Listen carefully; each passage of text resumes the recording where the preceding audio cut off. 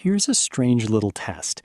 Imagine you're buying a jacket for $500 and the salesperson tells you the exact same jacket is on sale for $15 less at a store across town, a 20-minute drive away. Do you go? Now imagine you're buying a coffee maker for $15 and someone tells you the same one is on sale for $15 less. Again, 20 minutes away, same drive, same $15. Would you go now? Most people say no to the first one and yes to the second, which is completely irrational because in both cases the question is identical. Is 20 minutes of your time worth $15? Your bank account doesn't care what you were buying when it lost that $15. $15 is $15, whether it came off a jacket or a coffee maker. So let's ground this in something you've probably actually lived through. You're at the grocery store and you spend 20 minutes hunting for the store brand ketchup because it's $1 cheaper than the name brand. And you feel good about it too, like you just won something. Same trip, you're checking out at the electronics section and you casually agree to the extended warranty, an extra $60 without blinking. You didn't even negotiate. You didn't even really think about it. But hold on, $60 is 4 times bigger than the dollar you just fought for on the ketchup. If you were actually optimizing for your bank account, you should have spent way more mental energy on the warranty than the condiment. Instead, it was the opposite. And here's the thing. This isn't a story about you being bad with money. This happens to almost everyone, and it's been happening for as long as prices have existed. So what's actually going on in your head? Economists have a name for this. It's called relative thinking, sometimes called the relativity effect. And it comes out of the broader field of research on how people judge value, not in absolute terms, but in comparison to a reference point. The basic finding was this. People were asked whether they'd drive across town to save $5 on a $15 calculator, and separately, whether they'd drive across town to save $5 on a $125 calculator. The overwhelming majority said yes to the cheap calculator and no to the expensive one, even though the actual reward, $5 real in your actual pocket, was exactly the same in both cases. Here's where it gets stranger though. Your brain isn't measuring the $5 in isolation. It's measuring it as a percentage of the thing you're buying. $5 off 15 feels like a huge win. That's a massive chunk of the total price. $5 off 125 feels like nothing, a rounding error. So your brain isn't asking, is this worth 20 minutes of my life? It's asking, does this feel like a good deal relative to the price tag I'm staring at? And that second question has almost nothing to do with your actual financial well-being. It's a mental shortcut. And like most mental shortcuts, it's fast, it's intuitive, and it's frequently wrong. Now here's a layer most people miss entirely. This bias doesn't just distort single purchases. It distorts your sense of scale across your entire financial life. Think about how differently $500 feels depending on where it shows up. $500 unexpectedly added to your rent? Painful. You'd feel that for weeks. $500 as a line item buried inside a $30,000 car purchase? Barely registers. You might not even ask what it's for. Same $500, same real impact on your bank balance, but your brain assigns it wildly different emotional weight depending on the size of the number sitting next to it. This is sometimes described as a kind of mental accounting, where instead of one single pool of money, your brain quietly runs dozens of separate ledgers, each with its own sense of what counts as big or small.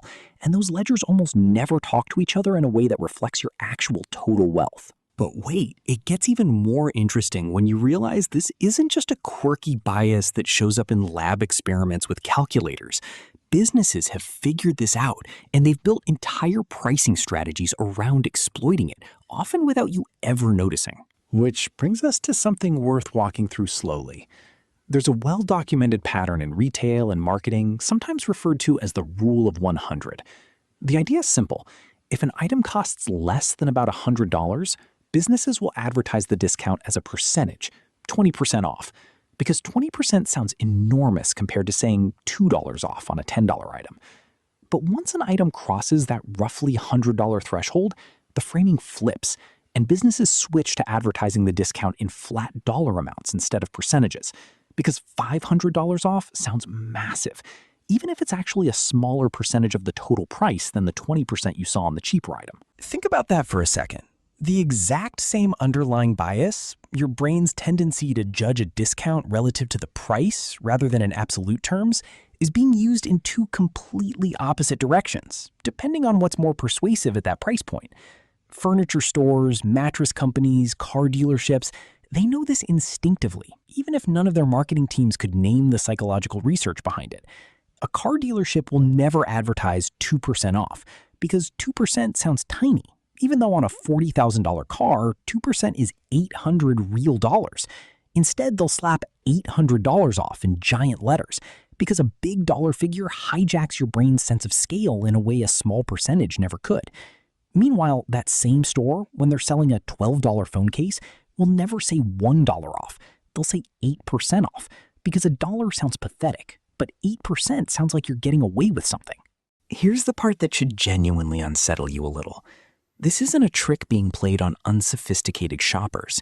This effect shows up just as strongly in people who are financially literate, who know how percentages work, who could do the math in their head in 2 seconds if you ask them to. Knowing about the bias intellectually doesn't automatically switch it off, because it's not a knowledge problem, it's a perception problem.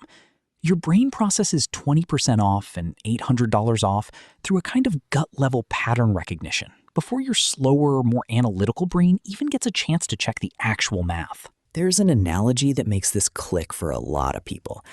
Imagine holding a coin in a completely dark room, and someone asks you to judge how heavy it is. On its own, in total darkness, you can actually feel its true weight fairly accurately. Now imagine you're holding that same coin, but this time you're also holding a bowling ball in your other hand. Suddenly the coin feels like nothing, weightless almost, even though its actual mass hasn't changed at all. That's what a big price tag does to a small dollar amount sitting next to it. The $60 warranty doesn't feel heavy on its own. It only feels light because you're holding it next to a $1,000 television. Take away the television, hand someone $60 in cash for a warranty on nothing, and suddenly it feels like real money again, because there's no bowling ball in the other hand to numb you to it. So what do you actually do with this? Here's the mental model shift. And it's a small one, but it changes how you experience every purchase decision from here on. Stop asking, is this a good deal? That question invites your brain to compare the discount to the price tag, which is exactly the comparison that gets hijacked. Instead, ask a completely different question. What is this specific amount of money worth to me, on its own, disconnected from whatever it's a percentage of? $15 saved on a coffee maker and $15 saved on a jacket are the same $15. They can buy you the same lunch. They can go into the same savings account. The moment you strip away the price tag it's attached to and just look at the raw number sitting in your hand, the decision gets a lot clearer and a lot less emotional. A useful trick some people use when a big purchase has a smaller add-on attached, whether that's a warranty, an upgrade, a delivery fee, mentally detach the add-on from the purchase entirely and ask, if a stranger on the street asked me for exactly this amount of cash for exactly this thing, would I hand it over? $60 for a warranty on its own, no $1,000 television standing next to it, suddenly you'd actually stop and think about it. That's the whole exercise. You're just removing the bowling ball so you can feel the coin's real weight again. And this reframe has a strange side effect once you start applying it. You'll notice you start caring less about big, round percentages and more about actual totals. You'll stop feeling smug about saving $1 on ketchup while sleepwalking through a $60 warranty. Because once you're comparing real dollars to real dollars instead of dollars to price tags, the warranty suddenly looks like what it actually is, 60 times bigger than the thing you were just so proud of negotiating. So here's a question worth sitting with. Think back to the last good deal you felt genuinely excited about. Was it actually a lot of money you saved, or was it just a big percentage sitting next to a small price tag? And if you're honest with yourself, when's the last time you skipped negotiating or comparison shopping on something expensive purely because the discount, in percentage terms, just didn't feel big enough to bother? Drop it in the comments. I'm curious how many of us have a catch-up moment we didn't even notice happening.